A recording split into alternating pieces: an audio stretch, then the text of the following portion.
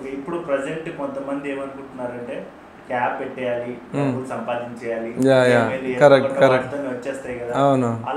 అలా అనుకునే వాళ్ళకి ఏం సజెస్ట్ చేస్తారన్న? కొనొచ్చా వాళ్ళు? కొత్త క్యాబ్ కొనుక్కొని డబ్బులు లేకపోయినా పర్లేదు వాటితో వస్తాయి కదా అనుకుంటే ఉంటారు కదా, వాళ్ళకి ఏం చెప్తారు?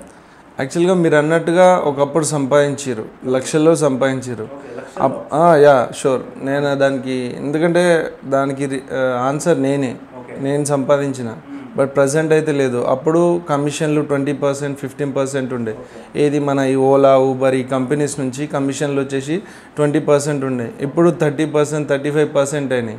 ప్లస్ దానిపైన మళ్ళీ ట్యాక్సెస్ అని చెప్పేసి మళ్ళీ ఎక్స్ట్రా వచ్చిన బిల్లులో 5% ట్యాక్స్ అని మళ్ళీ ఎక్స్ట్రా.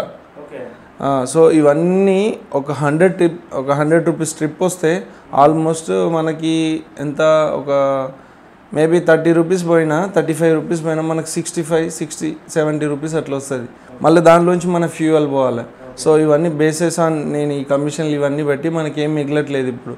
అండ్ ఇంకోటి ఏమంటారంటే ఈ వెహికల్స్ కౌంట్ ఎక్కువైపోయింది. ఇప్పుడు నాకు బిజినెస్ అవుతుంది, నిన్ను నా ఫ్రెండ్, క్లోజ్ ఫ్రెండ్, అరే నీకు జాబ్ ఏం లేదు నీకు, సో నేను నీకు సజెస్ట్ చేసిన. అట్లా మన డ్రైవర్స్ కూడా చాలామంది వాళ్ళ ఫ్రెండ్స్కి సజెస్ట్ చేసుకొని వెహికల్స్ కౌంట్ అనేది పెరిగిపోయింది. ఒకప్పుడు ఎట్లా ఉంటాయండి అంటే కస్టమర్స్ 10 మంది బుక్ చేసుకుంటే క్యాబ్లు 5 ఉంటుండే. ఇప్పుడు 10 మంది బుక్ చేసుకుంటే క్యాబ్లు 100 ఉన్నాయి. క్యాబ్లు 100 ఉన్నాయి, మిగతా 95 క్యాబ్లు ఖాళీగా ఉంటున్నాయి కదా, 95 క్యాబ్లు. సో ఆ పరిస్థితి వచ్చింది ఇప్పుడు. కొన్నిసార్లు చూస్తున్నా, నేనే బుక్ చేస్తున్నా, ఆటోకి క్యాబ్ ప్రైస్ కి రెండు సేమే ఉన్నాయి ఒక్కొక్కసారి. జస్ట్ ఒక 5 రూపీస్ 10 రూపీస్. మంచి క్వశ్చన్ అడిగిరేది. ఇంకోటి మంచి క్వశ్చన్ అడిగిరేది. ఎందుకు అంటే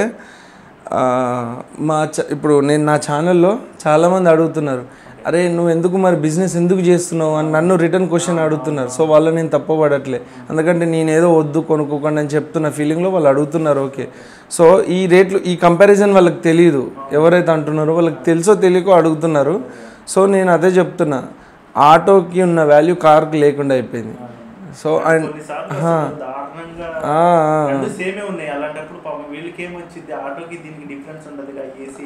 అవును అది చూస్తేనే నిజంగా ఒకసారి బాధేసింది.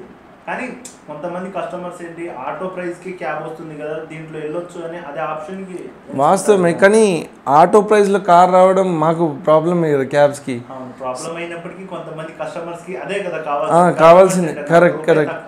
సో నేను ఆ విషయంలో అనట్లేదు, నేను కస్టమర్ కి పెంచాలని నేను అనట్లేదు. సో మా కమిషన్ తగ్గితే బెటర్ కదా, మాకు బెటర్గా ఉంటుంది. సో నేను కస్టమర్ దగ్గర రేట్లు పెంచండి, వాళ్ళ దగ్గర గుంజండి అనట్లేదు. సో మెయిన్ రీజన్ వచ్చి మా కమిషన్లు తగ్గాలి. So that is the main reason.